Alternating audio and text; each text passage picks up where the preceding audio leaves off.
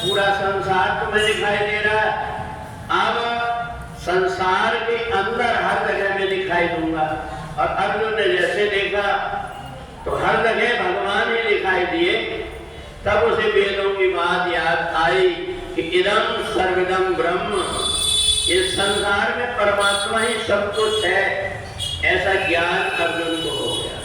तो इसलिए गीता पढ़ने वाले व्यक्ति का बुद्धि विस्तृत हो जाती है, उसकी सोच संकुचित नहीं होती, बल्कि वो परमात्मा को, अध्यात्म को विस्तृत रूप से देखता है।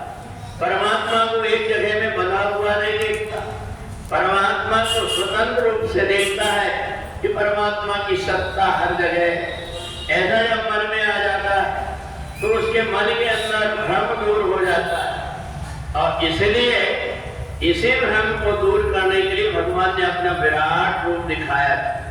संसार में आकर के छोटी छोटी चीजों में हम उलझ जाते हैं और उलझ करके भ्रमित होते रहते, परेशान होते रहते। जिसने जो कुछ कह दिया उसकी बात में लग करके हम भ्रमित होते रहते हैं। और जो चालाक व्यक्ति, उसको पता रहता है कि परमात्मा के भक्त बड़े सीधे साधे और भोले वाले, उनको जो भी व्यक्ति जो कुछ कहे वो भागने लगते। इस दिन ये करने से ये होता, उस दिन ये करने से, 2 लोटा जल चढ़ाने से, ये चढ़ाने से, ऐसा चढ़ाने से, उल्टा करके चढ़ाने से, कई प्रकार के जितने भी भ्रम है, ये भ्रम जब व्यक्ति करता है उसको ये पता नहीं कि वो परमात्मा के भक्तों को नहीं, बल्कि परमात्मा की विधि में परमात्मा के स्वरूप को खंडित कर रहा है। परमात्मा का सहज स्वरूप है, निर्मल मन जन सो मोहि पावा, मोहि कपट धन चित्र न भावा। अगर भगवान वेदों से, तपस्या से, आराधना से मिलते होते तो फिर गीध जैसे को जाकर के अपनी गोद में कैसे लेते, सबरी जैसे को अपने गले कैसे लगाते। तो परमात्मा के नाम से कई प्रकार से हमारे जो मुख्य शास्त्र वेदों ने लिखे हुए थे वो शास्त्र लुप्त हो गए।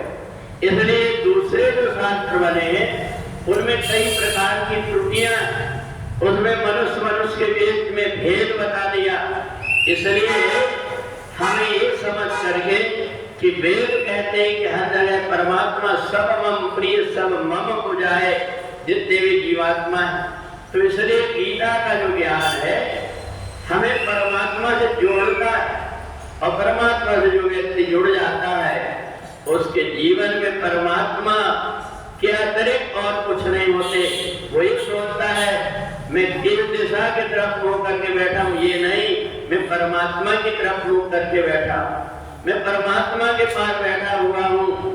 मैं जहाँ भी जो कुछ भी परमात्मा के नाम से अर्पण करूंगा वो परमात्मा को पहुंच जाएगा। इस भाव से हमारे यहाँ संतों ने, परमहंसों ने मानसिक पूजा की भी विधि बताया। इसलिए जो भी व्यक्ति सहज सरल हृदय से परमात्मा की पूजन करता है, परमात्मा उसकी पूजा को वैसे स्वीकार कर लेते। बोले सच्चिदानंद भगवान की जय।